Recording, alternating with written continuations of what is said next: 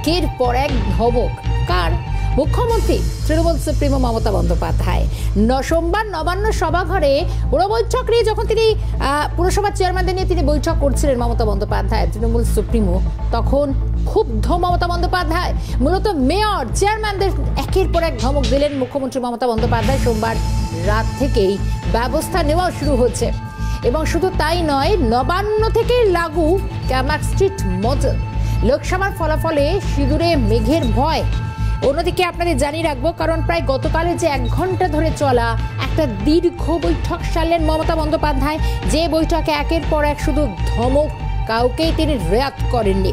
এবং এখান থেকে প্রশ্ন উঠছে, তিনি পরিষ্কার বলছেন আমি টাকা তোলার কোনো মাস্টার চাই না, তিনি বলছেন আমি জনসেবক চাইছি।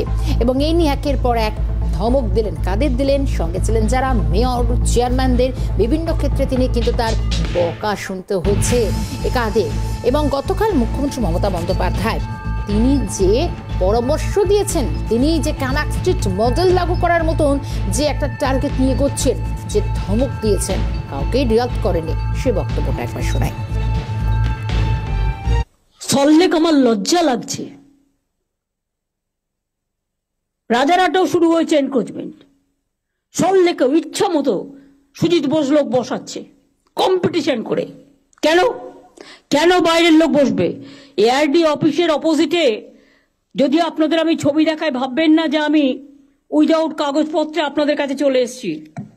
ছবি দেখালে নিজেরাই লজ্জা পাবেন। এর জন্য কত দিতে হয়েছে? একদম পুরো এআরডি অফিসের সামনে সব এনক্রোচমেন্ট হয়ে গেছে। একটা করে তিপ্পল লাগাচ্ছে, একটা করে বসে হচ্ছে, একটা করে তিপ্পল লাগাচ্ছে, একটা করে বসে হচ্ছে। কেন? ওয়াই? আমি জানতে চাই কত টাকার বিনিময়ে কারা নিয়েছে টাকা। হাতিবাগানটা কখনো তাকিয়ে দেখেছেন কি অবস্থা? গড়িয়াহাটে আপনারা স্টল দিয়েছেন, ভালো কথা, কিন্তু স্টলের পেছনটা আবার কিন্তু তিপ্পল লাগিয়েছে কালো লাল। দেখলাম কত দোকান বসে গেছে, সব আউটসাইডার কিনে খাচ্ছে, বাড়ির সামনে পাচ্ছে, এটা ভালো, কিন্তু দেখতে কি ভালো লাগছে? ডার্টি করে রেখে দিয়েছে জায়গাটা। কেন একটা খাওয়ার জন্য একটা নতুন জোন করছেন না আপনারা? মুখ্যমন্ত্রী মমতা বন্দ্যোপাধ্যায় তিনি যা বললেন, আরো বলেছেন, তিনি বাদ দেননি হাওড়ায় যিনি রথীন চক্রবর্তী, যিনি বর্তমানে বিজেপির হয়ে প্রার্থী হয়েছিলেন, যদিও পরাজিত হয়েছেন, তিনি তাকেও ধমক দিতে ছাড়েননি। একের পর এক জায়গা বেদখল হয়ে গেছে, রীতিমতো ক্ষোভ প্রকাশ করেছেন মমতা বন্দ্যোপাধ্যায়। তিনি বলছেন রথীন চেয়ারম্যান থাকাকালীন হাওড়ার 12টা বাজিয়ে দিয়েছে। এ কথা বলছেন মমতা বন্দ্যোপাধ্যায়, যিনি হাওড়ার দায়িত্ব দিয়েছিলেন একসময় রথীন চক্রবর্তীকে। কি বললেন, কতটা তুলোধনা করলেন রথীন চক্রবর্তীকে, শুনুন। হাওড়াতে আনঅথরাইজড বিল্ডিং ভরে গেছে। রথীন যখন চেয়ারম্যান ছিল হাওড়াটাকে 12টা বাজিয়ে দিয়ে গেছে। তারপরেও যারা হয়েছে নমিনেটেড বোর্ড মেম্বার বা কখনো কমিশনার, হাওড়া মিউনিসিপ্যালিটি কমিশনার তো আছে, স্পেশাল এক্সিকিউটিভ তো আছে, ডিএম আছে, এসপি আছে, আইসিরা আছেন, 4 জন এমএলএ আছেন, অরূপ মিনিস্টার আছেন। সরু রাস্তাও 3টে-4টে করে ফ্লোর করা হচ্ছে, অ্যাম্বুলেন্স ঢোকবার জায়গা নেই, নো অ্যাকশন। এবং শুধু তাই নয়, রথীন চক্রবর্তীকে যখন তিনি এই কথাই বলছেন, ওদিকে হাওড়ার বেহাল অবস্থা নিয়েও সরব হয়েছেন মুখ্যমন্ত্রী মমতা বন্দ্যোপাধ্যায়। একের পর এক জমি বেদখল হয়ে যাচ্ছে। তিনি সফটেকের কথা বলেছেন, তিনি হাতিবাগানের কথা বলেছেন, তিনি বলছেন হাতিবাগানের অবস্থা কি।